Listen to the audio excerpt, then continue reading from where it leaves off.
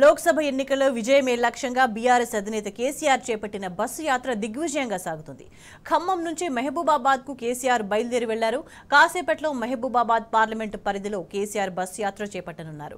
Mahabubabad BRS అభ్యర్థి మాలోత్ కవిత నాయక్ మద్దతుగా కేసీఆర్ ప్రచారం నిర్వహిస్తారు. కొత్తగూడెం నుంచి టేకులపల్లి, ఇల్లందు, బయ్యారం మీదుగా మహబూబాబాద్ వరకు బస్సు యాత్ర కొనసాగనుంది. మహబూబాబాద్ పట్టణంలోని బంధం చెరువు నుంచి ఇందిరాగాంధీ సెంటర్ వరకు కేసీఆర్ రోడ్ షో నిర్వహించనున్నారు.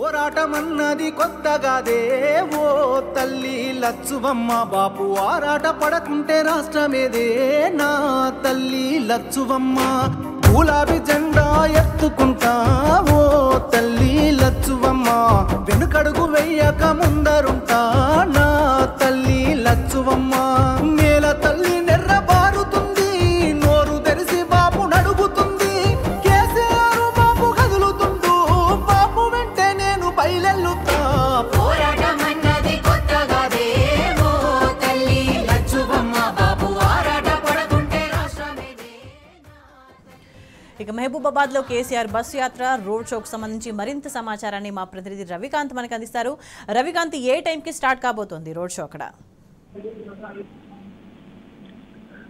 సాయంత్రం 6 గంటల తర్వాత అయితే కేసీఆర్ గారు మహబూబాబాద్ పట్టణానికి చేరుకునే అవకాశం అయితే మనకు కనిపిస్తా ఉంది. ఇప్పటికే కేసీఆర్ గారి బస్సు యాత్ర కొత్తగూడెం నుంచి ప్రారంభమైన నేపథ్యం ప్రస్తుతం ఆయన వనమా వెంకటేశ్వరరావు గారి ఇంటి దగ్గర ఉన్నట్టుగా మనకు సమాచారం అందుతా ఉన్న నేపథ్యం కనిపిస్తా ఉంది. అయితే కొత్తగూడెం నుంచి ఇల్లందు, బయ్యారం ఈ దారి గుండా మహబూబాబాద్ పట్టణానికి చేరుకునే అవకాశం మనకు స్పష్టంగా కనిపిస్తా ఉంది.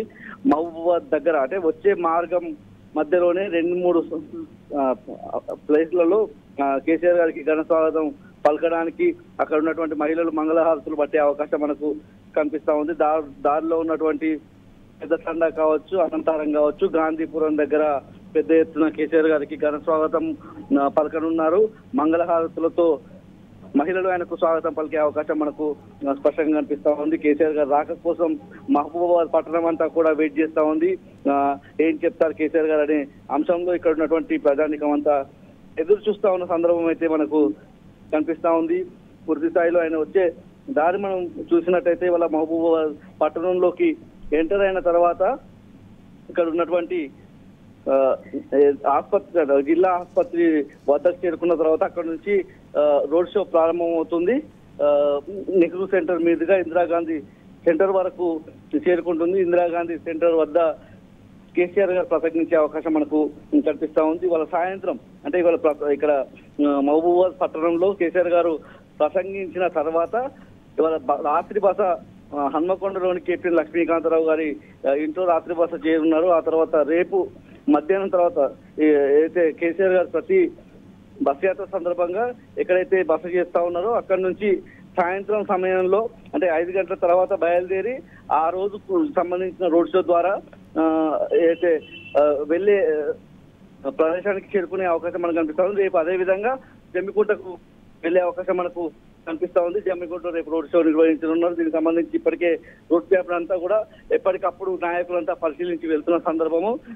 ఇందిరాగాంధీ సెంటర్ వద్ద కేసీఆర్ గారు వచ్చే సమయానికి అక్కడ దాదాపు 70,000 పైచీలకు ప్రజానికం అంతా తరలి వచ్చే అవకాశం కనిపిస్తా ఉంది. మహబూబాబాద్ పార్లమెంట్ నియోజకవర్గంలో మహబూబాబాద్ తో పాటు డోర్నకల్, అదేవిధంగా ములుగు, నర్సంపేట, ఇల్లందు ఇవన్నీ 7 అసెంబ్లీ సెగ్మెంట్లు ఉన్న నేపథ్యంలో పెద్ద ఎత్తున ప్రజలను అయితే తరలి వచ్చి కేసీఆర్ గారు ఏం చెప్తారా అని చెప్పి ఆసక్తిగా ఎదురు చూస్తా ఉన్న సందర్భం అయితే మనకు కనిపిస్తా ఉంది. రైట్ రవికాంత్.